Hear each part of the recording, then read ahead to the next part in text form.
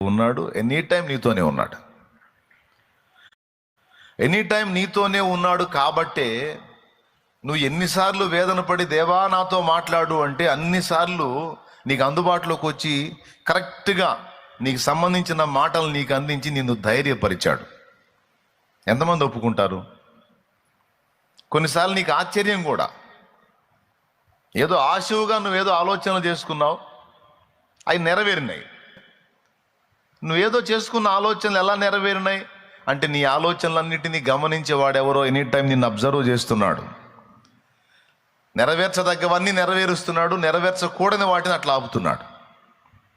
ఆఖరికి తినే ఆహార పదార్థంతో సహా ఫలానా పదార్థం నేను తినాలని నీకు కోరిక కలిగితే అదే రోజు సాయంత్రానికి అది నీకు వచ్చేటట్టు చేస్తున్నాడు. తినే తిండి దగ్గర నుంచి సమస్త విషయాల్లో నీకు అందుతుంది అది ఆశ్చర్యంగా. నీకు ఎట్లా అనిపిస్తుంది అంటే అదే నేను విచిత్రం ఉంది, నాకు అసలు నేను అనుకోలేదు, అసలు ఈరోజు పొద్దునేదో అట్లా అనిపించింది, అది ఎలా వచ్చింది